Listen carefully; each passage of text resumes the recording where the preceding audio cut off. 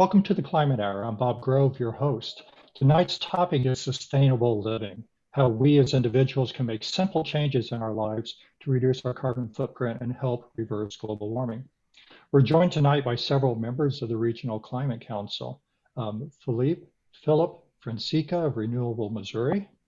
Hi, Philip. Hey, happy to be here.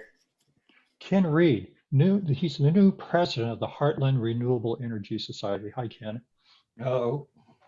Mark Gawron, he's the Metro Farms and Food Systems Programmer with Cultivate KC. Hi, Mark. Good afternoon. Stan Slaughter, he's with Missouri Organic Recycling. And Eileen Bobowski, who's the Executive Director of the Sewing Lab. Before we get started, let me provide some context. So we're here to talk about reducing our personal carbon footprint. Carbon footprint is another way of saying reducing greenhouse gas emissions. Greenhouse gases are those atmospheric gases that trap heat and cause global warming. Global warming is the long-term rise in the average of the Earth's surface temperature, which in turn causes climate change. Climate change is changes in the Earth's climate systems that result in new weather patterns, and new weather patterns lead to natural disasters. So let me see if I can string those concepts together into a simple sentence. Increasing greenhouse gases causes global warming, which leads to climate change that causes weather disasters. So the climate crisis is really about the weather disasters, the droughts, floods, fires, hurricanes. A couple of months ago, we had a derecho. I've never even heard of that before. It's like an inland hurricane. This is a 150 mile per hour wind sweeping through Nebraska, Iowa, Wisconsin. Last year, we saw a shift in the Arctic jet stream that caused Chicago to hit record low temperatures in the -20, -30s, wind chills down into the -50s. These are weather disasters that are costing us billions of dollars in lives and property damage. And the way we stop them, at least in theory, is really quite simple. We just reduce the greenhouse gases in our atmosphere. The Environmental Protection Agency has this great pie chart that summarizes global greenhouse gas emissions by sector. I have that in front of us here. You can see it breaks it down into what is really 4 large sectors, and each of us as individuals can address our emissions in these sectors. The biggest is electricity and heat production, our power plants. There's a couple small pie charts, if you see this on the EPA's website. They have other energy, which is actually the greenhouse gas emissions that come from mining fossil fuels and shipping them to the power plants. So for practical purposes, we can lump that one in with electricity and heat production. And there's also a small pie slice that's called buildings. And these are buildings that are generating their own heat and power. For instance, your home, if you have a gas furnace, you're burning fossil fuels to heat your home. So that building sector can also be dropped in with electricity and heat production. So if we look at those pie chart slices combined, we're actually looking at 41% of all greenhouse gas emissions coming from the electricity and heat production. The next big pie chart is agricultural and forestry, which represents 24% of our emissions. Transportation is 14% of our emissions, and industry is 21% of our emissions. So we're going to go through those one by one today and discuss how we as individuals can address our greenhouse gas emissions within each sector. So let's start with the energy sector, and I refer this as sustainable energy.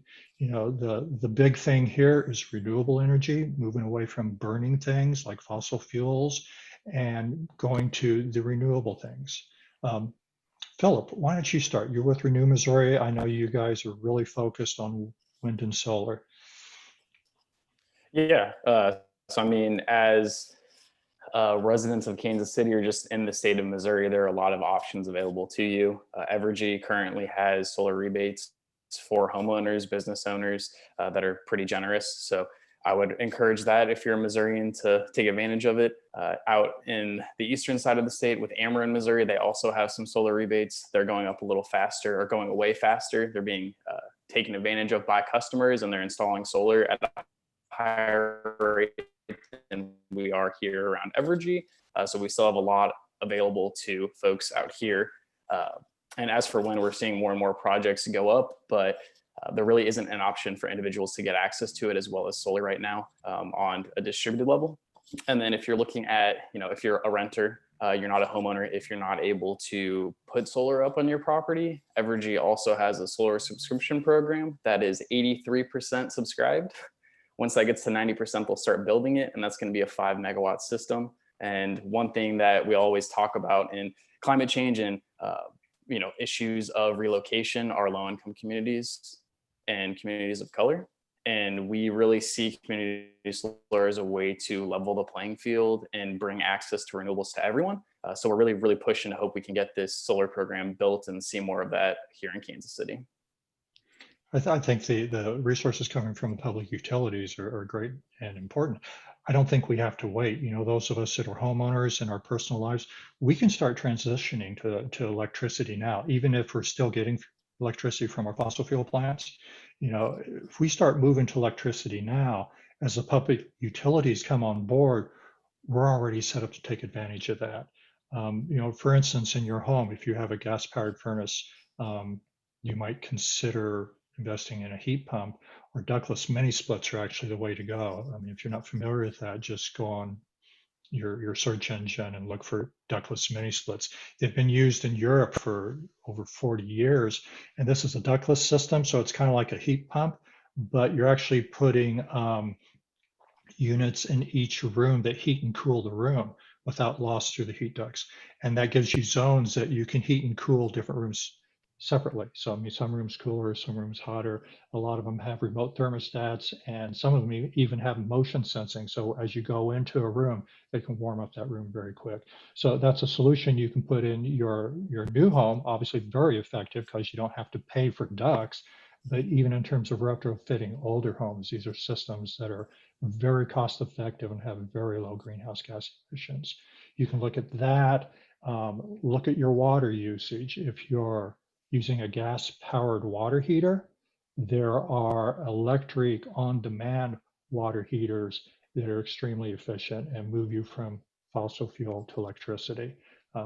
The advantages, of course, is that you get instant hot water. You don't have to wait to drain all that cold water out of that copper pipe before your shower gets warm.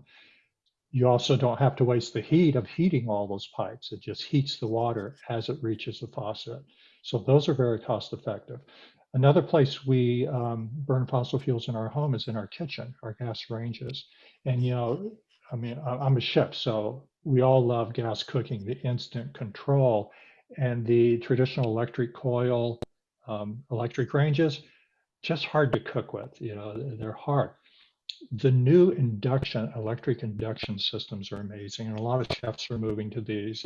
The induction system gives you the temperature control of a gas range without burning a fossil fuel. It's actually a magnet induction system that heats the iron in your pan or skillet instantly, and it doesn't radiate any excess heat. As a chef, I really love these. So yeah, I'd encourage everybody to look at that. And what else? I mean, heating, cooling, cooking. Do you have any experience using pot skirts or hay box cookers? I do not. Tell us about that.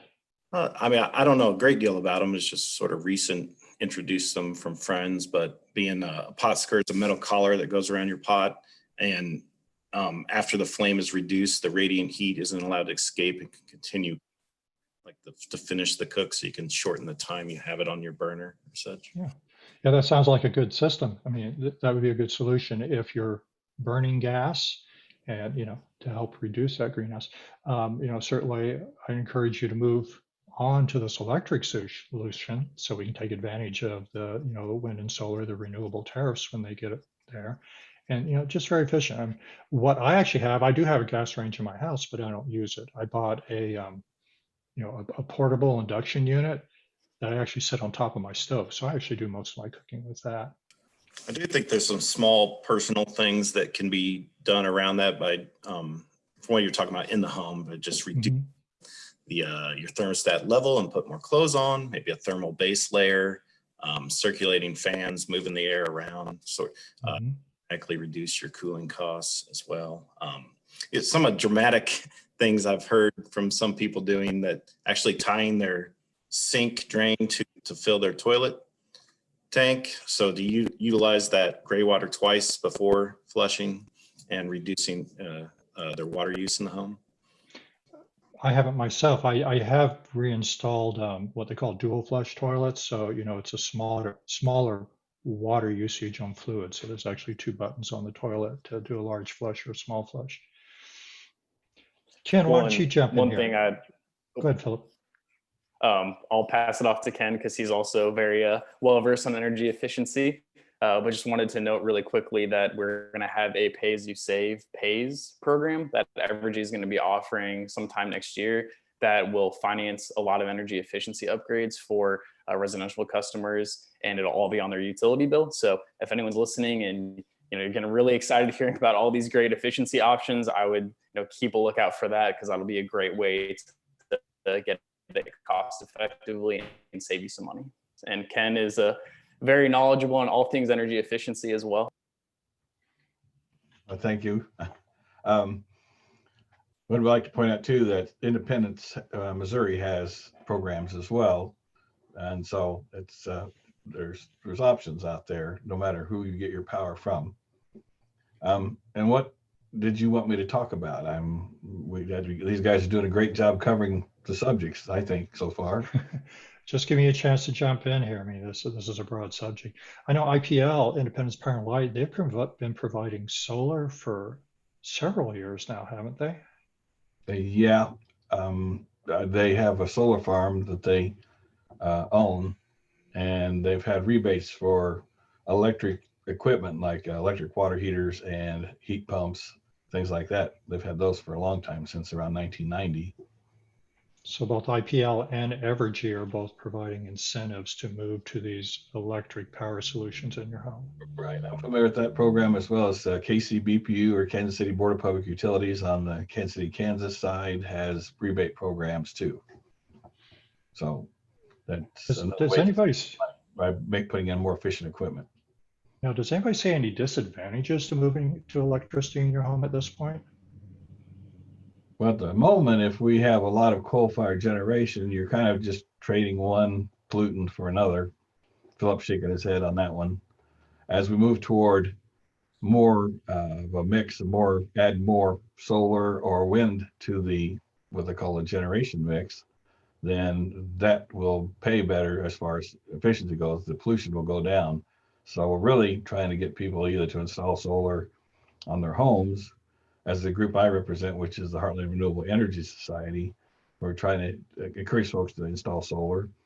And of course, that can be done several ways. And Philip probably has all the program information much better than I do. But bottom line, you can lease a solar system, which means you have basically no upfront cost. Downside of that is a couple, you don't get any your tax deductions and all. I don't think there's much for you when you lease. I think that all goes to the leasing people. So if you buy, there's tax deductions. Right. There's also, we're not taking advantage of it, and I don't know where any of that stands now, because it's kind of been bounced around, but there's what's called green credits and white credits: green for renewable energy and white for energy efficiency. And those other countries take advantage of them and trade carbon credits, but we don't do any of that yet. So, but if you own a solar system and that comes into account, then you can take advantage of it. If you don't own it, obviously you can't. So I did want to get into rooftop solar. You see it as a viable system today, and you're mentioning the credits you can get if you purchase, or you could just lease a system with no upfront cost.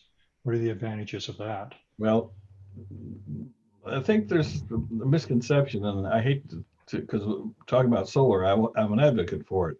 And Stan hasn't had a chance to talk, but he's been a big advocate for it forever too. And most people understand, if you work with it, all the benefits of it.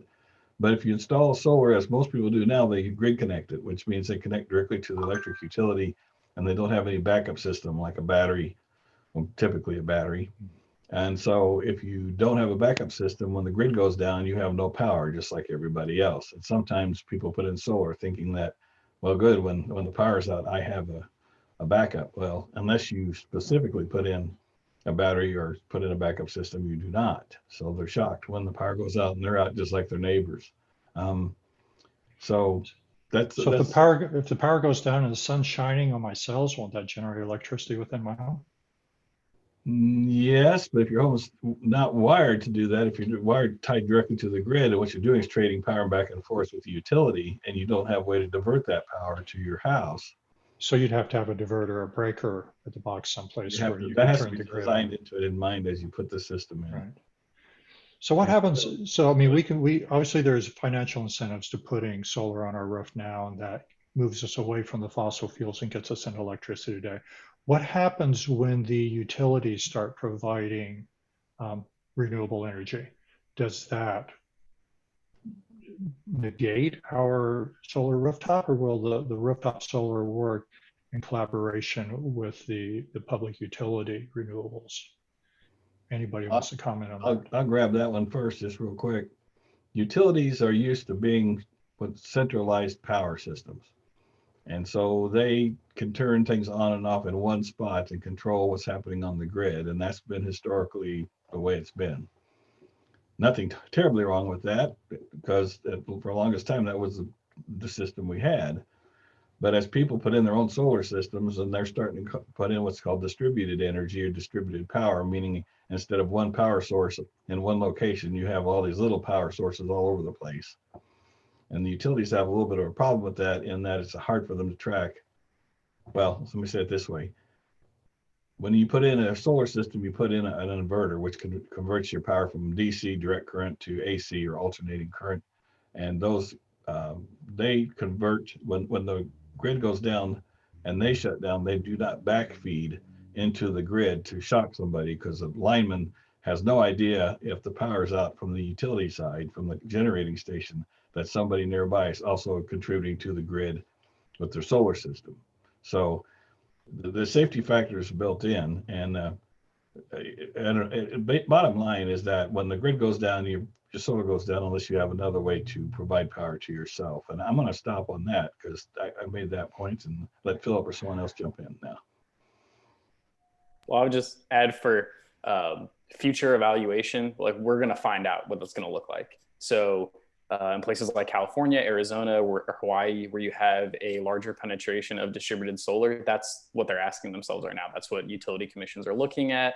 That's what experts are looking at in those places, or what are we going to do about this? So we're already starting to ask those questions in Missouri. As of last week, the Missouri Public Service Commission is looking at starting a value of solar study process. So really looking at evaluating the value of solar at specific times, how that impacts with their generation. Because for Evergy, for instance, they have their sustainability transformation plan that was announced. They're going to be looking at maybe supporting the securitization policy that NRDC has been advocating for over the last few years.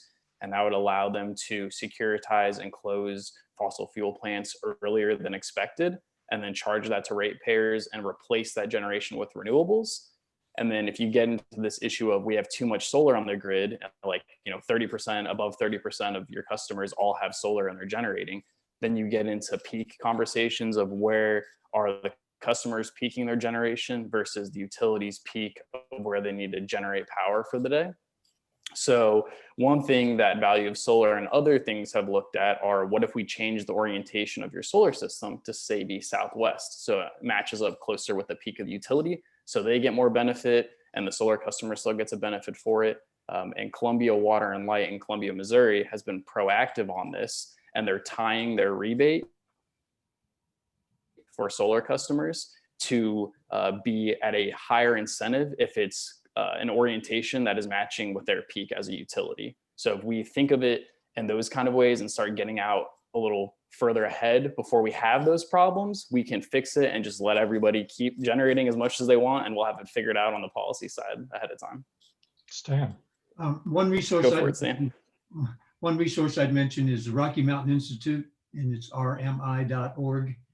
And they are way out overhead, over their skis, and not in a bad way, but they're talking about the energy transition, electrification, very high level partnerships they're making.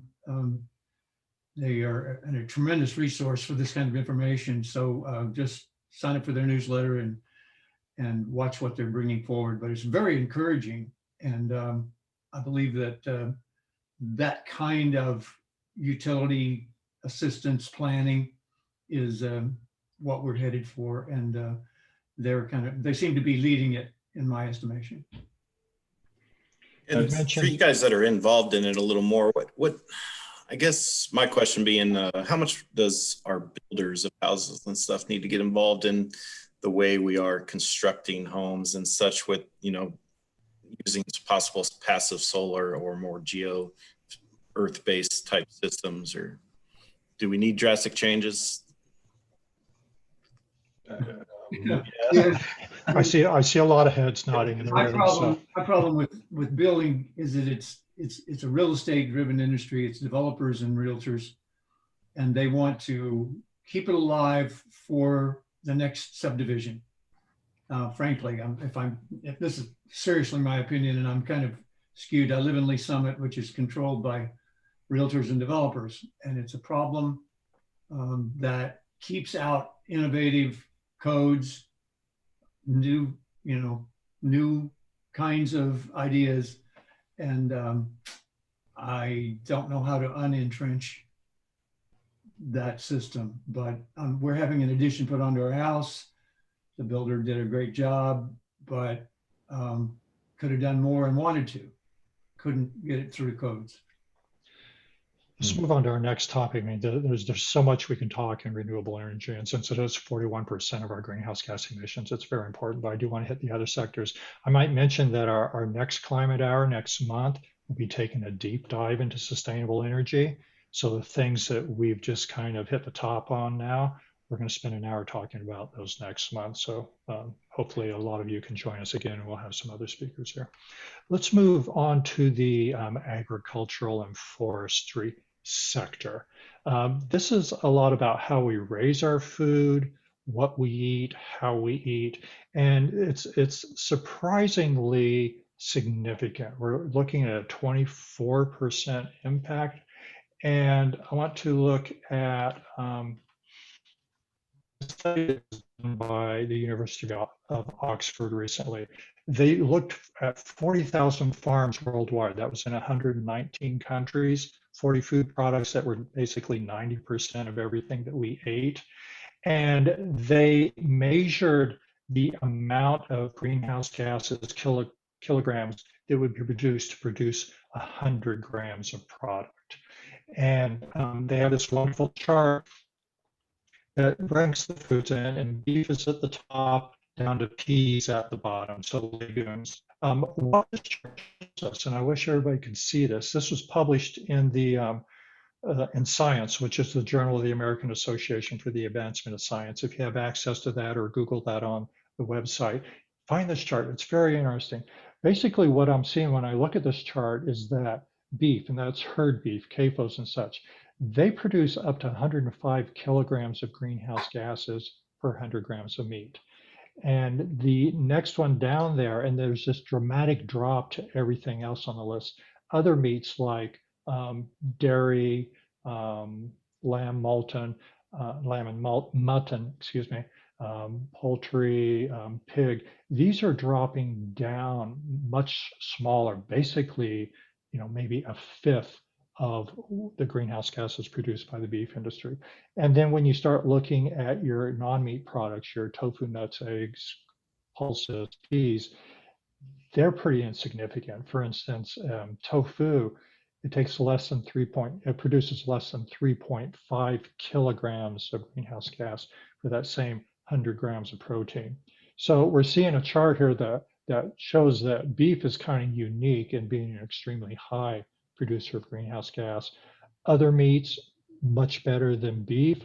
And then obviously your vegetables, much, much lower than that. And here's another chart that I wanted to share that was published in the Journal of the Proceedings of the National Academy of Sciences. And this is just looking at different diets over the next 30 years. A healthy global diet. This is a diet that's recommended by doctors. We continue to eat meat, be omnivores, but, we reduce our portions. Every time you go into the doctor, they'll say, well, eat smaller portions of meat, eat your vegetables, eat your fruit, eat a balanced diet. If we all just move to that instead of this meat-heavy American diet we have, we would actually save 3.5 gigatons of carbon equivalent over the next 30 years. So that's just moving to a healthy meat-based diet. If we move to vegetarian, and that's still eating eggs and dairy, but eliminating the meats, we'd be able to save almost 7.5 gigatons of greenhouse gases.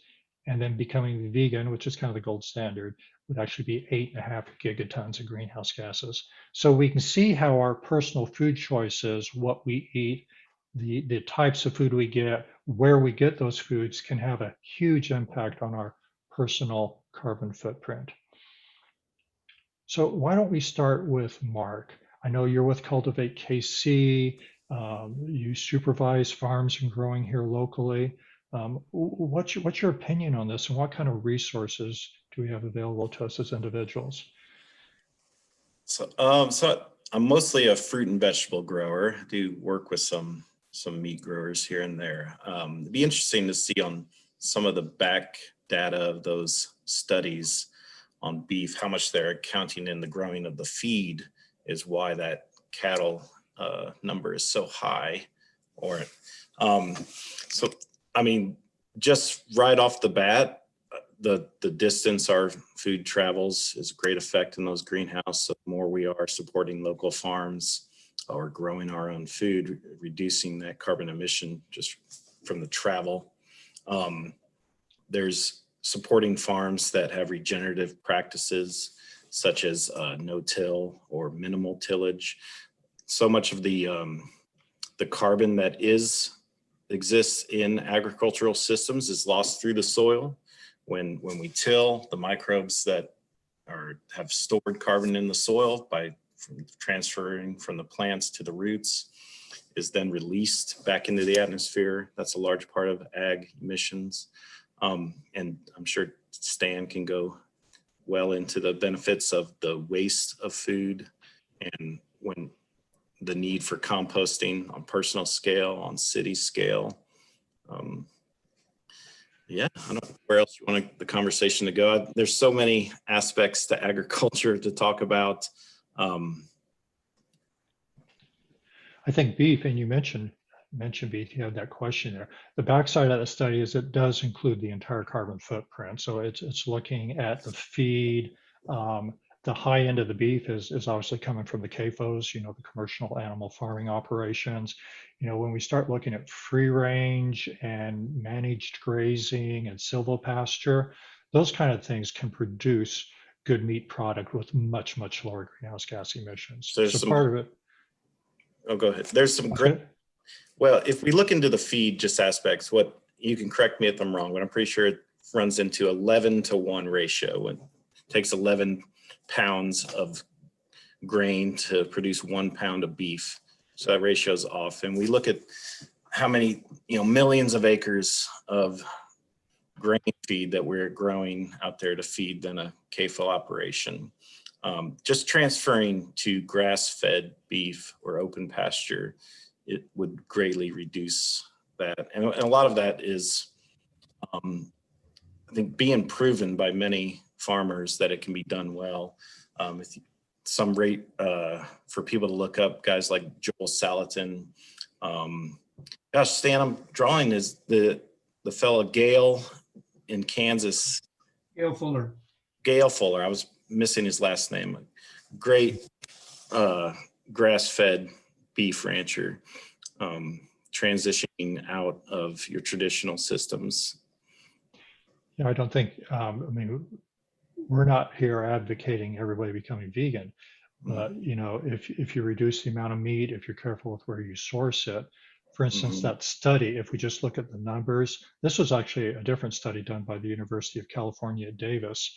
They looked at the amount of carbon produced per serving of food products, and they found that a serving of beef produced 330 grams of carbon. A serving of chicken, same size, just produces 52 grams of carbon. Serving of fish, same size, 40 grams. But then if we go to vegetables, for the same amount of protein and calories, if a serving of vegetables only produces 14 grams of carbon. And a serving of lentils, which is a complete protein, it gives you all the amino acids that beef does. So a serving of lentils just produces 2 grams. So we can see how our food choices make a big difference And that doesn't mean you have to give up beef.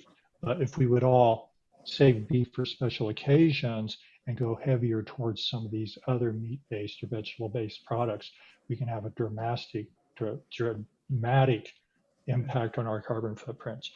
And it's interesting, I think most of us are familiar with the Drawdown Project these days that looked at all the solutions for reducing greenhouse gases.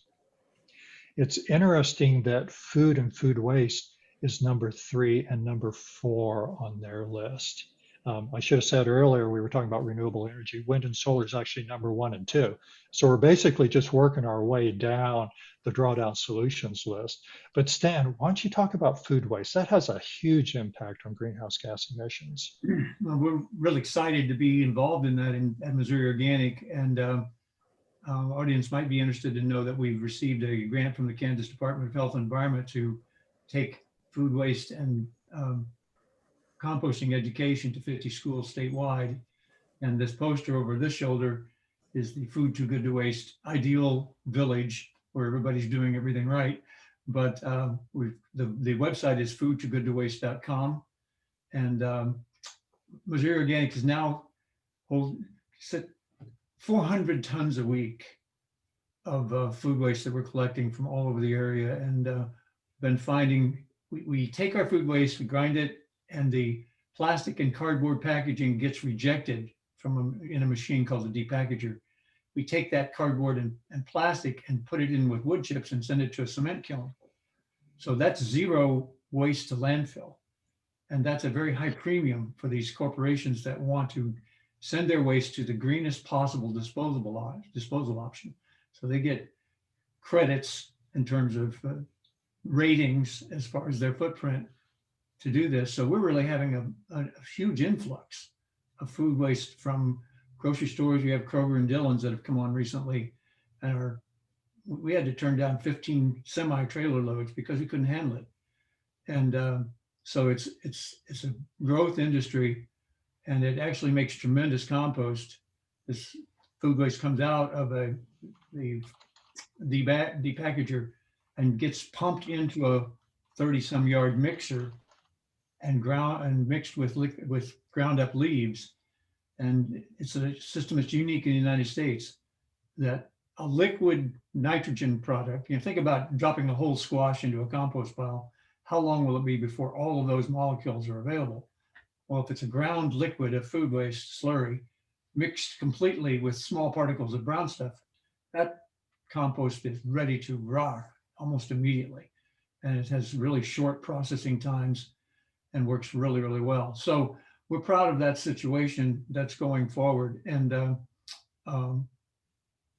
we're not sure how fast we can grow in terms of making that happen. But with COVID, the compost sales, everybody wanted to get back to the land. They want healthier food. They want to spend more time in their backyard. I don't know. We all know some element of this COVID expansion where there's some contractions, but there've been some serious expansions. And buying compost and mulch has been one of them. And that's a great trend. I wanted to also mention, we do work with a lot of vegetable growers and provide the compost and organic products, mulches. But I'm a devotee of Acres Magazine, which is a real powerful resource for regenerative ag. Their conferences have gone from 50 people, meeting in a closet, and all of a sudden it's 1,200 people from all over the world meeting. And this year, virtually, I'm not sure how many they'll have, but it's a huge movement, and there's a lot going on with that. I'd also like to piggyback on what Mark said, in that some of these grass-fed beef people don't need a tractor. They're so low impact in the production, and you're getting better HDL cholesterol, better balance of the amino fatty acids, healthier food, and the ground needs grazing. The herds need to fertilize and do their work. They stretch grass, cut the tops back, and let the roots rot. That's how we built the soil in Iowa 15,000 years ago. Iowa was a glacially scraped rock, and all that soil came from buffalo and prairie grass. So this is something we've got to be aware of. The other thing is conventional agriculture is bankrupt. if it weren't for insurance and subsidies, nobody makes any money.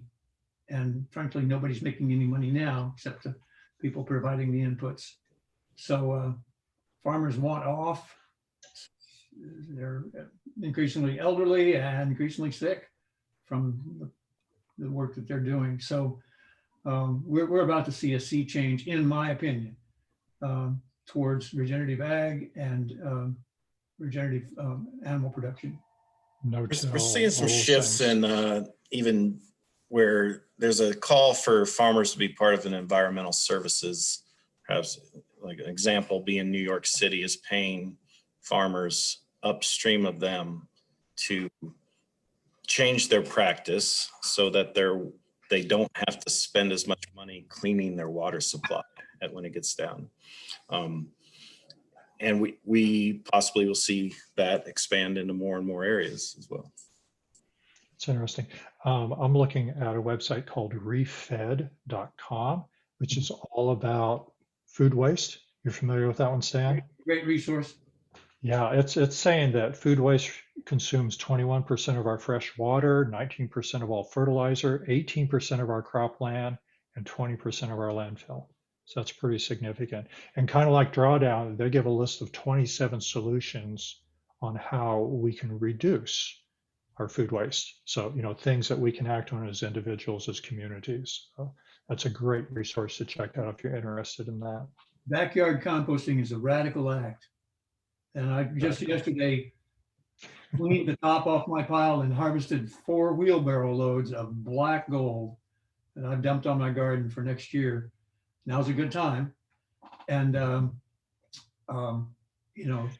we can't, Missouri Organic doesn't make compost that is as alive as that compost in your backyard. And it's not that hard. Seems like there's several areas. I know, Stan, your group is pulling compost from large complexes, apartments and such like that. There's also some middle scale curbside composting groups. Can you tell us a little bit about those? Absolutely. We have a terrific exemplary organization in Kansas City area called Compost Collective. And they're the 5-gallon bucket door-to-door service. And you can get it at almost any frequency you need. They're only about 3 years old, and they've expanded throughout the central part of Kansas City and are now opening in Lawrence. So we're glad because they aggregate food waste for us, and we end up getting that food waste to process. And it's also, their stuff can go straight in the pile. It's extremely clean. Homeowners separate much better than the guy in the back of the restaurant.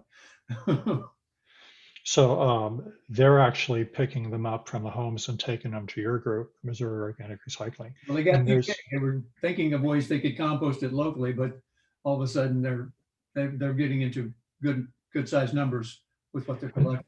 I know they're a member of the Climate Council, and there's also KC Can Compost. Right. I'm not as familiar with their program, but I understand that they're doing things with underemployed people to help them get involved and collecting from, I'm not sure.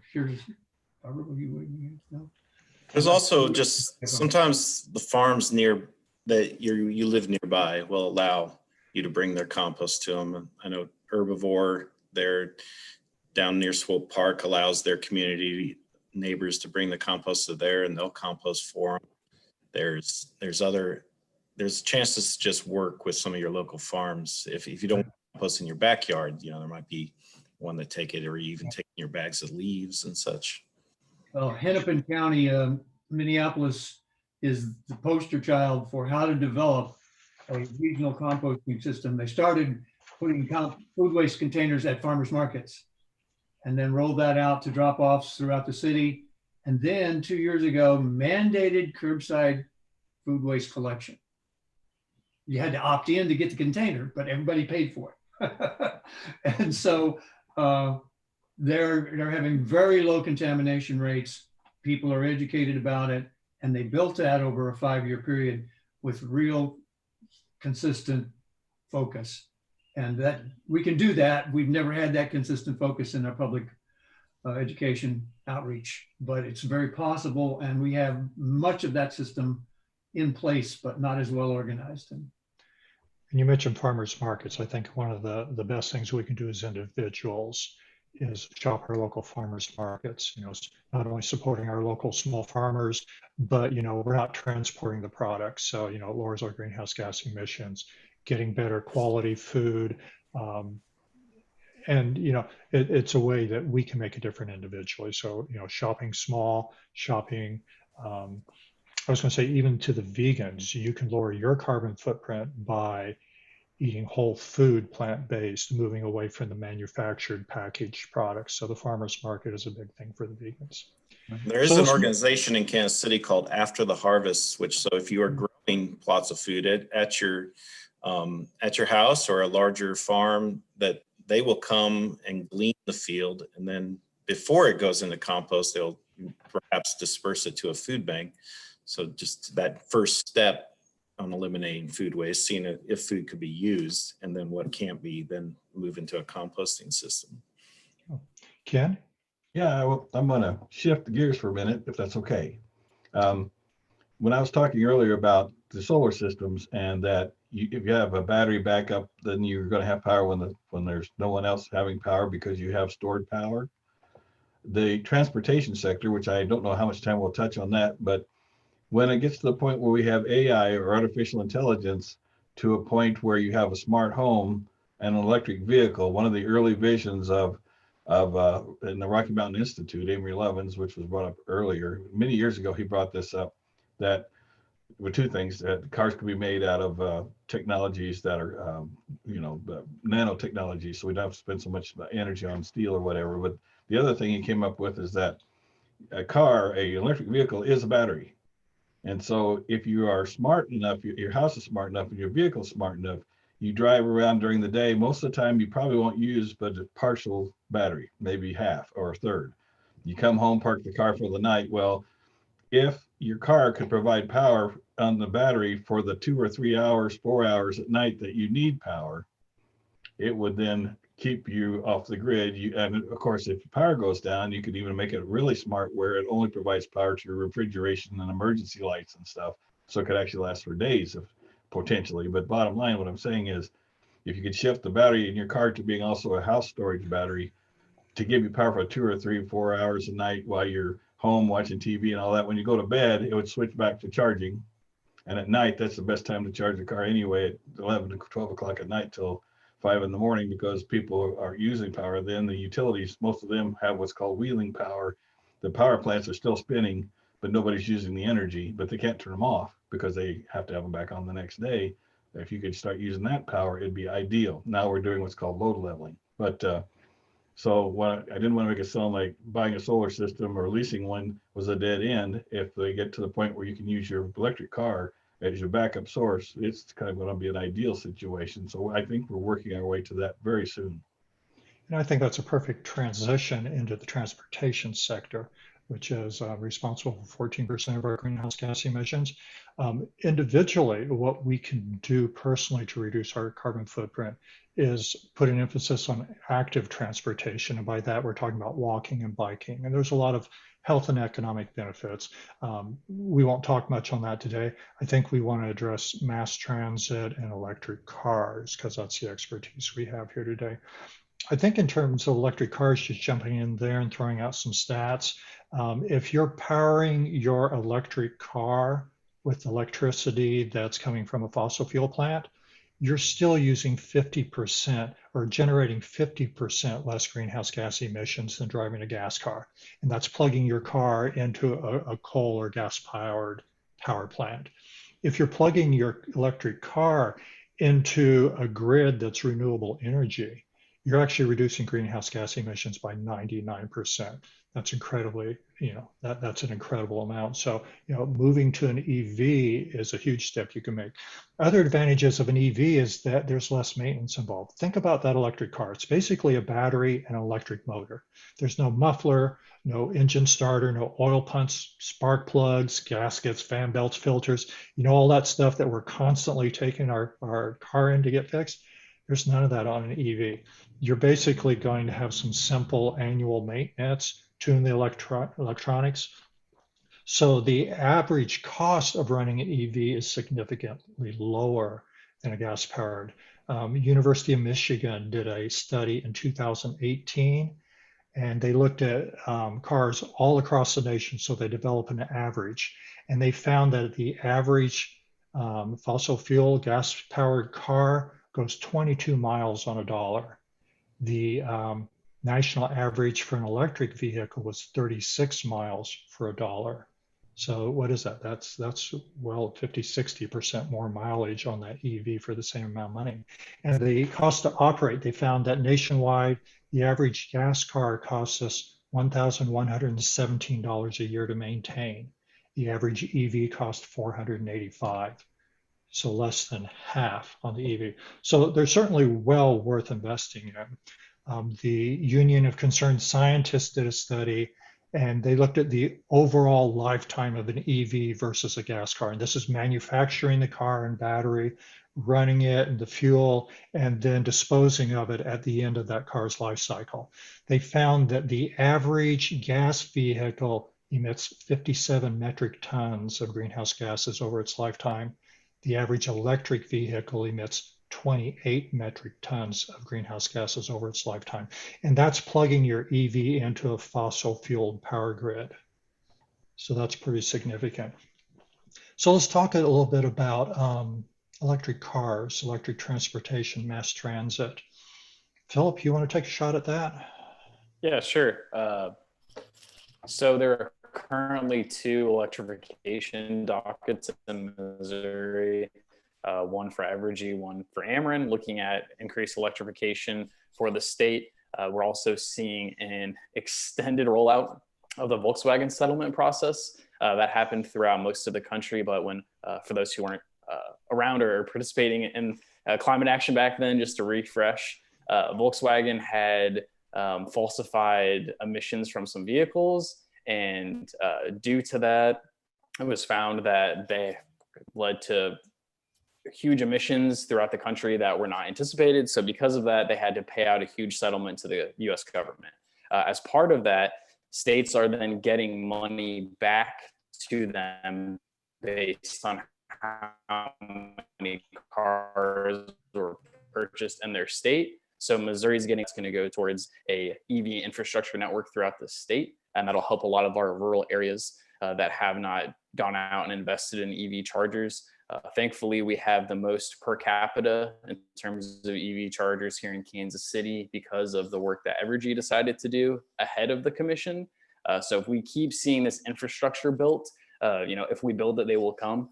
We need folks to not have range anxiety from getting point A to B throughout the state. So the more chargers we get, more rebates and other incentives we get for people to own cars, the better. And also to tie back to points of renewable energy, the more generation we have on the grid, the more generation we have locally will also help people feel like they're doing the most. Because if you can get clean power into your clean vehicle, then you're really, double dipping to reduce your emissions. That's really great. Stan. There's a lot going on in fleet trucks. Volvo was working with the Port of Los Angeles to do a lot. Battery design is coming on fast. They're talking about trucks in 2024 with 1,000 horsepower and 3 engines that'll do 0 to 60 in 3 seconds and have a 500-mile range. Wow. I saw sell that truck if it can go that fast and tow that much, and the Absolutely. high capacity ones look good. I saw a study recently, and this is a group that's providing commercial passenger buses, but they've now got a prototype electric bus that could do over 1,000 miles on a single charge.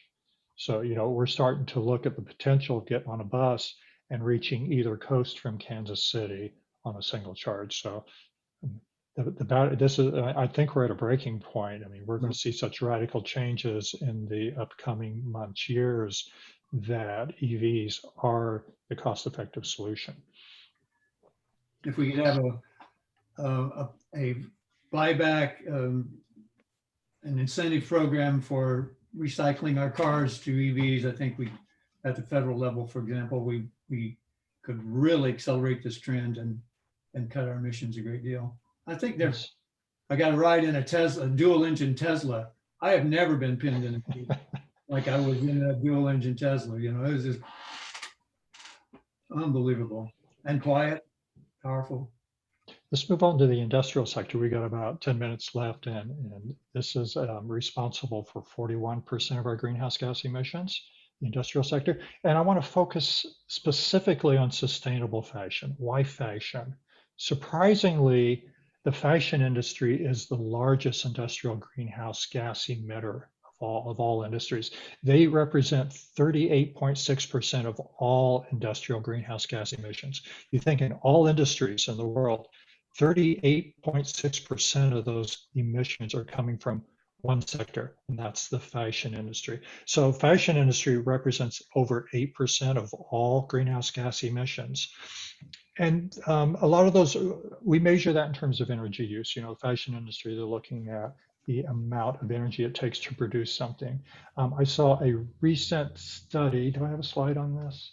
I don't. So let me just share with you. It takes 15 kilojoules to produce a pound of glass, and that's the glass in our windows. It takes 36 kilojoules of electricity to produce a pound of steel. And, you know, steel, buildings, all of that. You know, it takes 123 kilojoules to produce 1 pound of polyester. Stop and think about that. We can produce glass and steel for a fraction of the energy and greenhouse gas emissions that it takes to produce polyester. And it goes up from there. Acrylic takes 170 kilojoules to produce a pound. Nylon takes 250 kilojoules of energy to produce a pound of fabric. So our fabric choices have an incredible impact. And, you know, we probably won't have time, but, you know, we also need to touch on microfibers, and the fashion industry, dyes and tanning and chemicals is the largest water polluter, and the waste and landfill, and the human rights. If you look at third world countries and workforce, fashion industry is responsible for a lot of human rights issues. So Eileen, let's jump with you. You're the Sewing Lab. I mean, you work with fast fashion. You have solutions of how we as individuals can move to more sustainable fashion. Absolutely. So the Sewing Labs teaches the legacy of sewing for employment, entrepreneurship, and enrichment. We're huge proponents of slow fashion, upcycling, recycling, repurposing. Fashion, from what I've read, is the #2 polluter in the world. You think about what it's done in terms of think about those $5 t-shirts that are sold all over the place and some of those big box stores, and what goes into creating those $5 t-shirts and how long they last, which is not very long, and then they end up being pitched or thrown into a landfill, which is just terrifying to think about how much of our waste goes into that. Part of it has to do with consumerism and reducing consumerism. I think that's critical for us. You know, it's grown tremendously over the years. Fast fashion has become the most prevalent part of consumerism. There's a hunger to have the latest trends, and we prefer people to have more of a hunger for things like mindful mending and upcycling and repurposing. It's estimated that there's 20 new garments manufactured per person each year, and we're buying 60% more garments than we were in the year 2000. And each garment is worn less and less, and so it has a shorter lifespan. And those recycling options, there's not very many of them, but you can recycle fabric. I have an example of some paper. This paper was made out of upcycled military uniforms. And there's a nonprofit around who's making this paper, and they're using it to write letters to the military with, which we think is really awesome. 60% of textiles used in clothing and a large proportion of clothing manufacturing occurs overseas in countries that rely on coal-fueled power plants, and that's increasing the footprint with each garment. So it's about individual actions that consumers can take, and businesses can send strong messages and spark that change. So again, it's all about, revisiting the old clothes in your wardrobe. Is there anything in there that you can breathe new life into? Get a seam ripper and deconstruct an outfit and learn how it was put together, learn how clothes are made. With COVID, fabric masks and people digging out high school sewing machines that they got as a graduation gift has become kind of a trend. So there's a renewed interest in sewing, and I think giving people opportunities to reduce their own personal footprint. Here at the Sewing Labs, we do several workshops. We've done, if we haven't done it, we're going to. We had to put a hold on some of them because of COVID, but we were going to do a workshop in March when we actually had to close our doors on paper towels. So making fabric that you can use to clean up with and throw them in the washer when you're done, or doing mindful mending workshops. We've done a shibori dyeing workshops recently. We've done boro stitching workshops. You could make unsponges or reusable produce bags, reusable grocery totes. We've actually done workshops here where we give back to the community. We did one on feminine care products that are reusable, and those were donated to the homeless community. There's all kinds of wonderful ideas, and I have some of my favorite. I have one of my favorite books with me today. It's called The Conscious Closet, which is a great read. A couple other of my favorite books that I recommend to people. There's one called Fashionopolis by Dana Thomas. Mending Matters by Katrina Rodabow. I'm really taking a mindful approach to mending clothes. I know there's kind of a trend with the ripped blue jeans, but you can make those really artful and awesome by mindfully mending them. Another great book I came across just this past weekend is called Joyful Mending by Noriki Misumi. All it really takes is a needle and a thread and a scissors, and you can make some amazing changes. Sounds like there's a lot of things we can do. I mean, and we're all concerned with fashion. So, buying our clothes used, shopping your closet, the fabric you choose is significant. And I think we could all make a pledge just to get the fossil fuels out of our fabric. The polyesters, the nylons, the acrylics, those are incredibly bad for the environment, not only in terms of greenhouse gases, but the microplastics. I think I read some study that they found that 700,000 microfibers come out of a single standard home washing of polyester fabric. That's a huge number. And talking about the ocean, I can't even conceive that. It was like 1.4 quadrillion. That was like a number with 50 zeros after it. That's how much microplastic. So that's an issue. But if you just look in terms of fabric, if you're going to buy clothes that are sustainable, not clothes that you're going to throw away in a week.